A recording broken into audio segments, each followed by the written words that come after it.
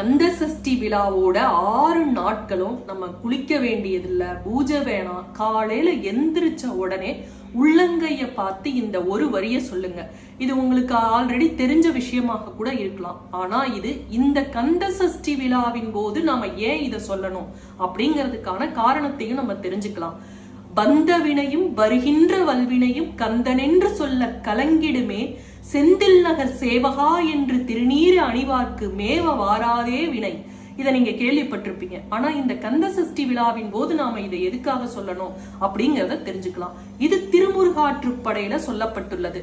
அதாவது வந்த வினையும் வருகின்ற வல்வினையும், நம்ம கடந்த காலத்துல எத்தனையோ தப்புகள் செஞ்சிருக்கலாம், அதனால வரக்கூடிய தீவினைகளும் எதிர்காலத்துல நமக்கு வர இருக்கக்கூடிய தீமைகளும், நாம தெரிஞ்சும் பாவம் செய்யலாம், தெரியாமையும் நம்ம நிறைய பாவம் செஞ்சிருக்கலாம்.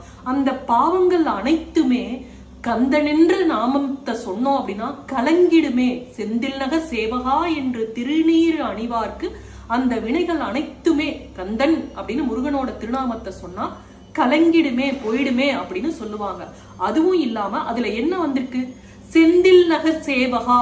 செந்தில் நகர் சேவகா அப்படின்னா திருச்செந்தூரில் இருக்கக்கூடிய சேவகா அப்படின்னு முருகனை குறிப்பிட்டுள்ளாங்க.